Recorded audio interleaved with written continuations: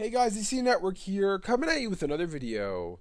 So while we await for the announcement of the 6th iteration of Ben 10, many fans are hoping that this next series returns to the classic continuity. But if Cartoon Network actually did decide to return to the classic continuity, how should they go about this? How old should they make Ben? What version of Ben should we go see if they return to the classic continuity? So today in this video, I want to discuss what I think Cartoon Network should do if they return to the classic continuity for the next iteration of Ben 10. So where we last saw Ben in the classic continuity was obviously at the end of Omniverse. Ben was said to be 16 years old at the start of Omniverse and the end of Ultimate Alien, so we can assume that at some point during the run of Omniverse, he either turned 17 or 18. This is not confirmed by any means, this is just speculation on my part because I highly doubt that Ben was 16 for the entirety of Ultimate Alien and the entirety of Omniverse. It just seems nearly impossible that all the events of those two series could take place over the span of a year. So for argument's sake for this video, let's say that Ben turned 18 by the end of Omniverse. So if he was 18 in the finale of Omniverse, where would we see Ben if we return to the classic continuity? And I think the perfect way they can do this to get Ben 10 back to the classic continuity is to see a time jump where we see Ben at some point in his 20s. Maybe he's in his mid-20s. And the reason why I say in his 20s is for a couple of reasons. I made a video a while back saying what the sequel series of Omniverse should be or what I would like it to look like, and I'll leave a card above if you guys want to check that video out. But in short, I think Ben should be in his 20s because I think we need to have a time jump for Ben where he gets more mature, and I think something bad needs to happen to him. Something drastic needs to happen where Ben has to reevaluate everything he's done and what it means to be a superhero. And I think throughout the run of this series, Ben will basically transition from the Ben 10 we all know and love to being Ben 10,000. So basically in this series we'll see Ben in his mid-20s, maybe his late 20s,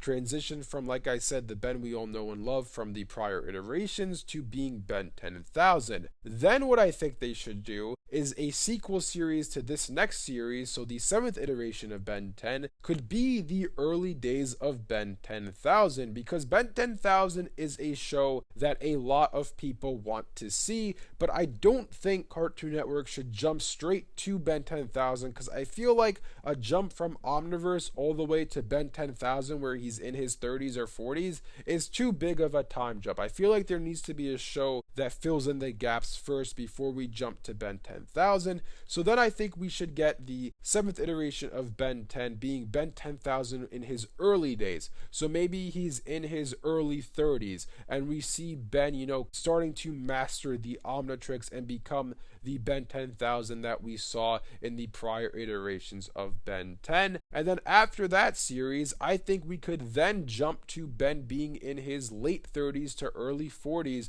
where he's basically the most powerful he's ever been. At this point in the timeline, he will be married to Kai Green and he would have had Ken at this point. So we will see Ben juggling being a superhero along with being a husband and a father. I think that that would be the perfect way to handle the Ben 10 franchise going forward. Obviously, how likely is it that all this happens? Well, I don't think that it's that unlikely that we return to the classic continuity at some point. But obviously the plan that I just laid out in front of you guys involves us getting 3 more series in the classic continuity, which I don't know how likely that is, that they're going to make 3 more series in a row. Obviously, if we get 3 series back to back to back, that's probably going to be at least the next 6 to 8 years of Ben 10. So I don't know how likely it is that happens, that we get 3 consecutive series in the classic continuity following the outline that I just laid out. But I do think there is a decent chance